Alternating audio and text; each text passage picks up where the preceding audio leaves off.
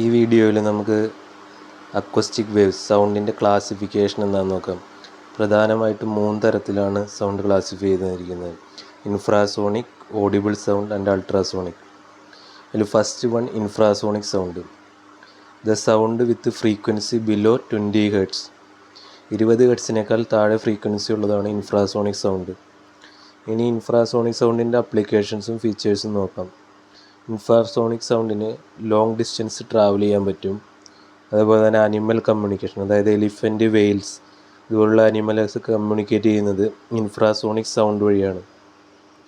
പിന്നെ earthquake waves, ocean waves ഇതെല്ലാം infrasonic സൗണ്ടിന് എക്സാമ്പിളാണ്. അതുപോലെ ഇൻഫ്രാസോണിക് സൗണ്ട് ഇൻഓഡിബിളാണ്. ഇപ്പോൾ ഇൻഫ്രാസോണിക് സൗണ്ട് എന്ന് പറയുന്നത് 20 ഹെർട്സിന് താഴെയുള്ളതാണ്. ഇനി ഓഡിബിൾ സൗണ്ട്. ഓഡിബിൾ സൗണ്ട് എന്ന് പറഞ്ഞു കഴിഞ്ഞാൽ the sound with frequency between 20 hertz and 20,000 hertz, അല്ലെങ്കിൽ 20 ഹെർട്സ് അല്ലെങ്കിൽ 20 kilohertz. In between that ഫ്രീക്വൻസിയാണ് ഓഡിബിൾ സൗണ്ട് എന്ന് പറയുന്നത്. ഓഡിബിൾ സൗണ്ട് നമുക്ക് അറിയാം 2 രീതിയിൽ ക്ലാസിഫൈ ചെയ്യാം: മ്യൂസിക്കും അതുപോലെ തന്നെ നോയ്സും.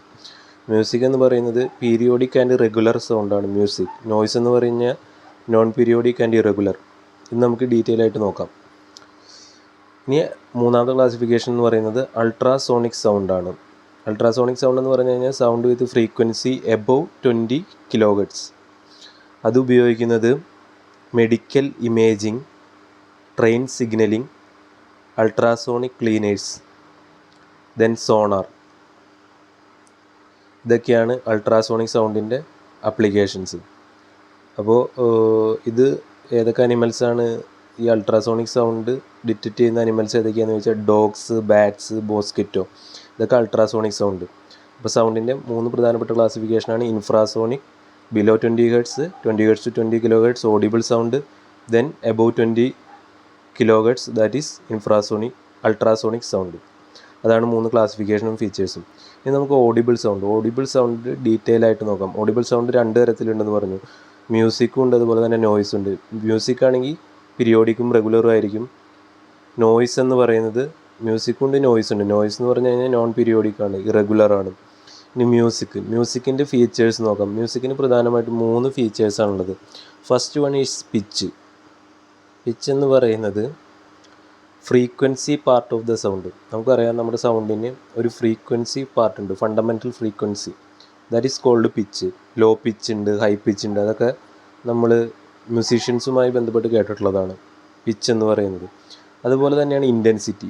ഇൻറ്റൻസിറ്റി എന്ന് പറയുന്നത് ദ സൗണ്ടിൻ്റെ intensity, the amount of sound energy incident on the unit area at unit time. അതായത് എമൗണ്ട് ഓഫ് സൗണ്ട് എനർജി, ഒരു യൂണിറ്റ് ഏരിയയിൽ യൂണിറ്റ് ടൈമിൽ വരുന്ന സൗണ്ട് എനർജിയുടെ അളവിനെയാണ് ഇൻറ്റൻസിറ്റി. അവിടെ പ്രധാനപ്പെട്ട ഒരു ടേമാണ്, 2 ടേമുണ്ട്. ഒന്ന് ത്രെഷോൾഡ് ഹിയറിംഗ് ഇൻറ്റൻസിറ്റിയും അതുപോലെ തന്നെ ത്രെഷോൾഡ് പെയിൻ ഇൻറ്റൻസിറ്റിയും. ത്രെഷോൾഡ് ഹിയറിംഗ് ഇൻറ്റൻസിറ്റി എന്ന് പറഞ്ഞു കഴിഞ്ഞാൽ the minimum intensity of sound which a human ear can withstand.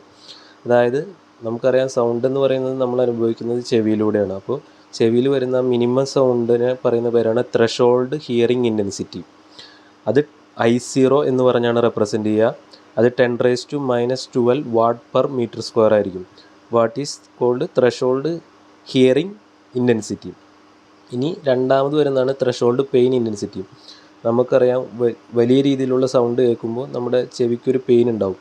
അപ്പോൾ ത്രെഷോൾഡ് പെയിൻ ഇൻറ്റൻസിറ്റി മാക്സിമം ഒരു ത്രെഷോൾഡ് ചെവിയിൽ വിത്ത്സ്റ്റാൻഡ് ചെയ്യുന്നതാണ് ത്രെഷോൾഡ് പെയിൻ ഇൻറ്റൻസിറ്റി എന്ന് പറയുന്നത്. അതെന്ന് പറയുന്നത് 1 വാട്ടായിരിക്കും. നേരത്തെ നമ്മൾ പറഞ്ഞ ത്രെഷോൾഡ് ഹിയറിംഗ് ഇൻറ്റൻസിറ്റി ആണെങ്കിൽ I0 കൊണ്ട് റെപ്രസെൻറ്റ് ചെയ്യുന്നു 10⁻12 വാട്ട് പെർ മീറ്റർ സ്ക്വയർ ആണ്.